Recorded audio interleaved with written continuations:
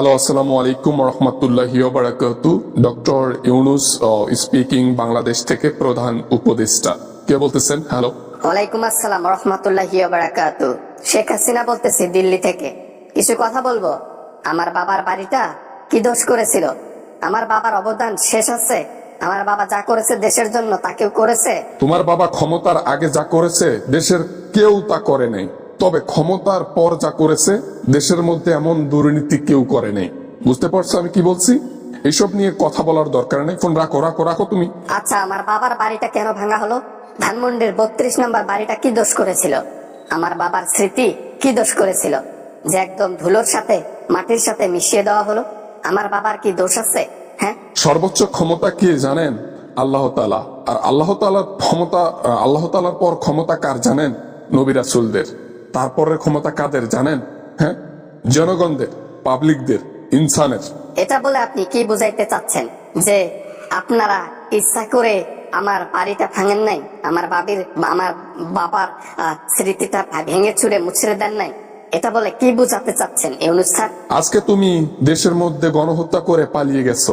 তোমাদের স্মৃতি এখনো যে দেশের মাটিতে বয়ে বেড়াচ্ছে, দেশের মাটির উপরে টনটনা দাঁড়িয়ে আছে, এটাই তো তোমাদের কপাল। জীবন নিয়ে ফিরিয়ে গেছো, এটাই তো তোমাদের কপাল।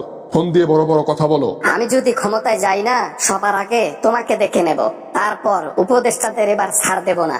এবার ক্ষমতায় যদি যাইতে পারি তাহলে এক একটাকে এক এক ভাবে দেখে নেব, ইনশাআল্লাহ, কথা দিলাম আমি। দেখা না দিলে বন্ধু কথা কইও না। থাক থাক, আর না বলি। বারবার দেখা দেওয়ার কথা বলে দেখা দেওয়া হয় না, কথা বলাও হয় না। কালকে একটা কথা বললা, তাও আবার চেহারা পালিয়ে। তাতে কি হয়েছে? একটা অডিও প্রকাশ করে দিয়েছি। আমার যারা ভালোবাসার মানুষ আছে, আওয়ামী লীগকে যারা ভালোবাসে, হাসিনাকে যারা ভালোবাসে, যারা বঙ্গবন্ধু সন্তান, তাদেরকে একটা মেসেজ দিয়েছি। তারা একদম সুস্থ। ওই মেসেজটা পাবার পর মনে হয় জনগণ আলাদাভাবে ক্ষিপ্ত হয়ে গেছে। ক্ষিপ্ত হয়ে বাড়ি ঘরদোর যা আছে সবকিছু মাটির সাথে মিশিয়ে দিয়েছে। বুঝতে পারছেন? কথায় আছে না, সবকিছুর পাওয়ার সব জায়গায় খাটে না, বিশেষ করে জনগণের কাছে। আপনি দেখাইছেন আপনার পাওয়ার জনগণকে হত্যা করে, আর জনগণ দেখাইছে আপনার উপর পাওয়ার, যে জনগণ কি করতে পারে। 1 সেকেন্ডও টিকতে পারেন নাই দেশের মাটিতে, আর আপনার বিল্ডিং থাকবে দেশের মাটিতে। আমি কখনোই ছাড় দেব না।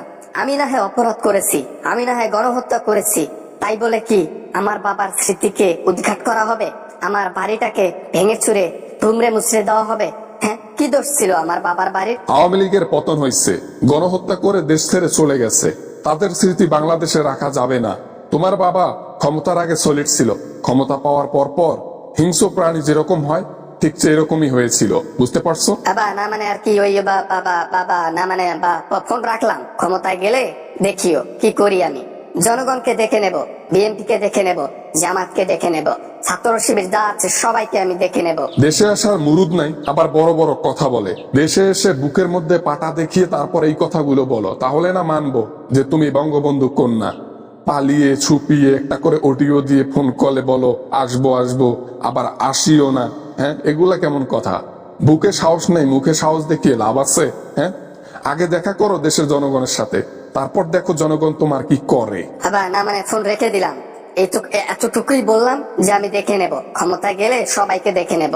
এই হাসিনা একদিন ক্ষমতায় যাবেই যাবেই যাবেই যাবেই যাবেই যাবেই। যেদিন আসবা সেদিন জনগণ তোমাকে লটকাবে লটকাবে লটকাবে। কোথায় লটকাবে জানো? স্মৃতিসৌধে, স্মৃতিসৌধে, স্মৃতিসৌধে। কি দিয়ে লটকাবে জানো? বাস দিয়ে, বাস দিয়ে, বাস দিয়ে।